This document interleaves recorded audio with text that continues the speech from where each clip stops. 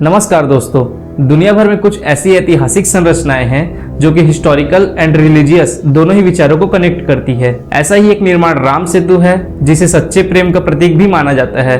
तो राम सेतु का निर्माण कैसे हुआ, इसकी मान्यता क्या है, आखिर क्यों हमारे पूर्व प्रधानमंत्री जी इस सेतु को तोड़वाना चाहते थे, आइए आज के इस वीडियो में इनके बारे में पूरे डिटेल से जानने की कोशिश करते हैं।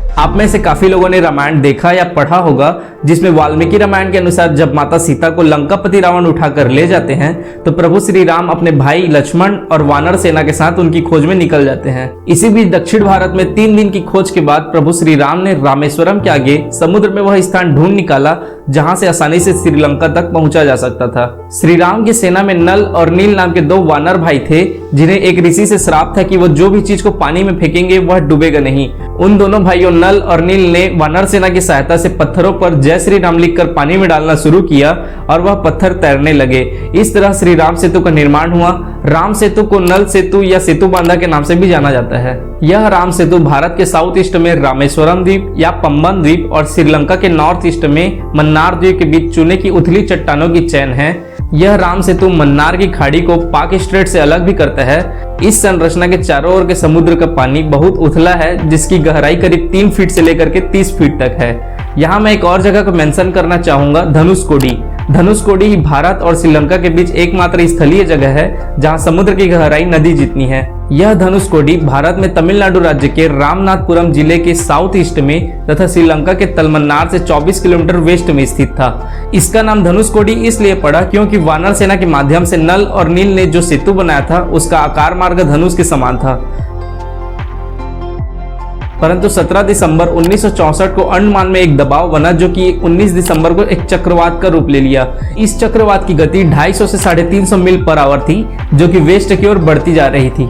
23 दिसंबर 1964 की रात को यह चक्रवात धनुषकोडी से टकराया। विटनेस और रिसर्च के अनुसार इस दिन समुद्र की लहरें लगभग 24 फुट ऊंची हो गई थी, जिससे यह धनुषकोडी पूरी तरह से तबाह हो गया था।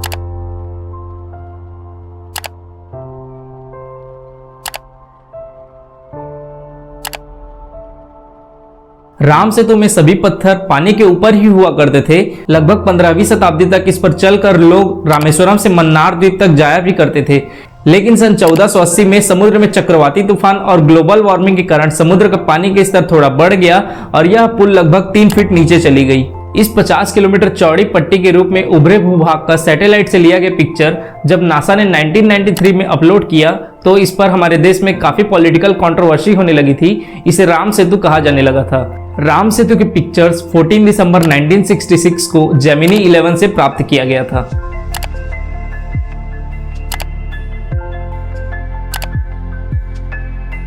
इसके 22 साल बाद ISS 1A ने तमिलनाडु तट पर स्थित रामेश्वरम और कुछ अदर आइसलैंड के बीच समुद्र के भीतर भूमि भाग का पता लगाया और उसकी पिक्चर्स ली। इसमें अमेरिकन सैटेलाइट के पिक्चर्स को कंफर्म किया गया। दिसंबर 1917 में साइंस चैनल पर American TV show ancient land bridge में अमेरिकन आर्कियोलॉजिस्ट ने साइंटिफिक टेस्ट के आधार पर यह कहा कि राम सेतु की पौराणिक हिंदू कथा सच हो सकती है। भारत और श्रीलंका के बीच 50 किलोमीटर लंबी रेखा चट्टानों से बनी है और ये चट्टानें लगभग 7000 साल पुरानी है, जबकि ये चट्टानें जिस बालू पर टिकी है वह लगभग 4000 साल पुरानी है। कुछ आर्कियोलॉजिस्ट और साइंटिस्ट का यह मानना है कि राम सेतु के निर्माण में यूज किए गए पत्थर प्यूमाइस स्टोन थे, जो कि ज्वालामुखी के लावा से निकलने वाले पत्थर होते हैं। साथ ही अपनी रिसर्च में यह भी बताया कि इसमें कोई आश्चर्य वाली बात नहीं है कि कोरल और सिलिका पत्थर जब गर्म हो जाती है तो उसमें हवा कैद हो जाती है, जिससे वह हल्का हो जाता है और वह पानी में तैरने लगता है। इस पुल के निर्माण में इन्हीं पत्थरों का यूज किया गया होगा। हालांकि इन साइंटिफिक रिसर्च का हिंदुओं के आस्थाओं पर कोई प्रभाव नहीं पड़ा है, न ही आगे पड़ेगा। हम सभी का यह विश्वास है कि वास्तव में यह पुल भगवान श्री राम के द्वारा ही बनाया गया था, जो कि एक सच्चे प्रेम का प्रतीक है। आइए अब यह जानते हैं कि क्यों हमारे पूर्व प्रधानमंत्री जी इस सेतु को तोड़वाना चाहते थे और अब सरकार की इस विषय पर क्या सोच है। इस सवाल को जानने से पहले आपको उस योजना के बारे में बता दूं जिसके तहत यह पुल तोड़ा जाना था। दरअसल इस प्रोजेक्ट को सबसे पहले 1860 में इंडियन मरीन के कमांडर एडी टेलर ने सोचा था। साल दर साल इसके ऊपर कई डिस्कशन हुए पर कोई फैसला नहीं लिया गया। इंडियन गवर्नमेंट ने साल 1955 में डॉक्टर ए रामास्वामी सुदालियर की अध्यक्षता में एक कमेटी बनाई जिसमें प्रोजेक्ट की जरूरतों का टेस्ट किया। इस टेस्ट के बाद प्रोजेक्ट की लागत और लाभ के मूल्यांकन के बाद कमेटी ने पाया कि यह सुसाध्य है, बट एक अच्छा ऑप्शन थल मार्ग भी है। हालांकि इस टॉपिक पर काफी चर्चा हुई। इसके अतिरिक्त इस पर्पस को हम थल मार्ग से भी पूरा कर सकते हैं। राष्ट्रीय लोकतांत्रिक गठबंधन सरकार एनडीए ने सन 1998 में तत्कालीन प्रधानमंत्री अटल बिहारी वाजपेयी जी के नेतृत्व में इस सेतु समुद्रम प्रोजेक्ट पर फिर से चर्चा किया। दरअसल सेतु समुद्रम प्रोजेक्ट के तहत भारत सरकार तमिलनाडु को श्रीलंका से जोड़ने का काम कर रही थी। हालांकि इस प्रोजेक्ट के पहले भी तमिलनाडु और श्रीलंका के बीच ट्रेडिंग तो होती थी, लेकिन जो काम सीधे होना था वह घूम फिर कर होता था। अब अटल सरकार ने यह फैसला लिया कि राम सेतु के एक हिस्से को तोड़वाकर वहां गहरा समुद्री लेन बनवा लिया जाए ताकि भारी सामानों वाले जहाज वहां से आसानी से पास हो सके और फ्यूल के साथ वक्त भी बचे। अब यहाँ काफी लोगों के मन में यह प्रश्न आ रहा होगा कि आखिर ये सब पॉसिबल कैसे होता। एक्चुअली उस दौरान कोई सोशल मीडिया नहीं थी। जैसा कि मैंने पहले बताया कि राम सेतु के कुछ इलाकों को गहरा कर वहां समुद्री जहाजों के आने जाने के लायक बनाया जाएगा। इसके लिए सेतु के चट्टानों को तोड़ना जरूरी था। अगर ये प्रोजेक्ट पूरा हो गया होता तो रामेश्वरम आज देश का सबसे बड़ा शिपिंग एरिया बन जाता और बंगाल की खाड़ी और अरब सागर के बीच समुद्री रास्तों को सीधे आवागमन के लिए भी खोल दिया गया होता, जिससे जहाजों को लगभग 424 मील की दूरी एक्स्ट्रा तय करनी नहीं पड़ती। इससे लगभग 36 घंटों की बचत तो होती ही, जिसके लिए आज जहाजों को श्रीलंका का पूरा चक्कर लगाकर जाना पड़ता है। इस प्रोजेक्ट का बेनिफिट होता तो ये कि रास्ता छोटे होने से सफर का वक्त एवं लंबाई छोटी होती ही, साथ ही इससे 22,000 करोड़ का तेल भी बचता। अगर उस समय इस प्रोजेक्ट को स्टार्ट किया गया होता तो इसमें लगभग 2,000 करोड़ की लागत लगनी थी, परंतु इस प्रोजेक्ट के इतने ही फायदे थे तो इसे रोका क्यों गया? क्योंकि जब ये प्रोजेक्ट शुरू हुआ उसी दौरान इस प्रोजेक्ट के अगेंस्ट कई प्रोटेस्ट भी हुए थे। इस प्रोटेस्ट में खासकर रिलीजियस एंड एनवायरमेंटलिस्ट ग्रुप वाले थे।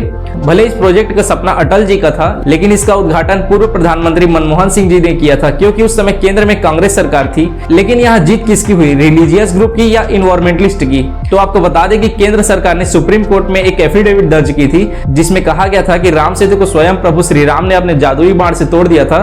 इसके सबूत के तौर पर सरकार ने पद्म पुराण और कम्मर रामायण को पेश किया था। इसके अलावा सरकार ने राम सेतु के बचे हुए हिस्से के बारे में कहा कि ये उनके आर्कियोलॉजिस्ट के अनुसार मैन मेड नहीं है, बल्कि जियोग्राफिकली प्रकृति द्वारा निर्मित है। इस स्टेटमेंट से पूरे देश में काफी विवाद होने लगा था, जिसके बाद सुप्रीम कोर्ट ने आर्कियोलॉजिस्ट के इस एफिडेविट को यह बताया कि यह हिंदू भावनाओं को ठेस पहुंचाने वाला है। इस स्टेटमेंट से पूरे देश में विवाद होने लगा था। साथ ही सुप्रीम कोर्ट ने आर्कियोलॉजिस्ट के इस एफिडेविट को हिंदू भावनाओं को ठेस पहुंचाने वाला माना।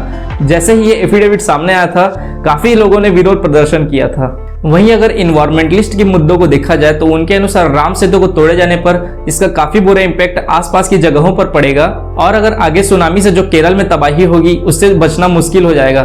साथ ही हजारों मछुआरे और गोताखोर भी बेरोजगार हो जाएंगे, क्योंकि उनके इलाके से जो दुर्लभ शंख और समुद्री मछलियां मिलती हैं, इससे ही उनको लगभग 150 करोड़ की वार्षिक आय हो जाती है। तो आगे उनका क्या होगा, ये भी एक बड़ा सवाल था। इसके अलावा राम सेतु वाला इलाका ही एक इकोसिस्टम है जो कि समुद्री जीवों की कुछ खास जातियों को सेव करता है।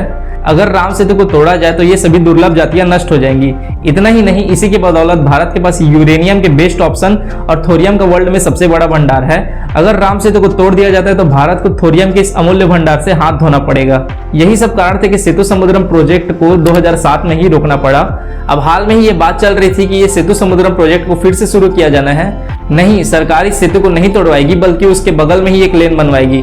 केंद्र सरकार ने सुप्रीम कोर्ट से कहा है कि सेतु समुद्रम प्रोजेक्ट को पूरा करने के लिए देश के हितों से समझौता नहीं किया जाएगा। इसके लिए राम सेतु को नहीं तोड़ा जाएगा। हम किसी भी हालत में, जिसको आप राम सेतु करके हम मानते हैं, वो किसी भी हालत में उसको हम तोड़ेंगे नहीं। इसके लिए सरकार ने सुप्रीम कोर्ट में एक एफिडेविट भी दर्ज किया था। इसमें कुछ लोगों का यह भी कहना है कि राम सेतु को नेशनल हेरिटेज घोषित कर देना चाहिए। Now I am hoping that very soon the Prime Minister will declare that Ram Setu is a national heritage monument and the government will make it possible for you to go there. दोस्तों राम सेतु से जुड़ी हुई ये जानकारी आपको कैसे लगी comment करके जरूर बताइए और इसी तरह की इंफॉर्मेटिव वीडियो के लिए हमारे चैनल को सब्सक्राइब करें।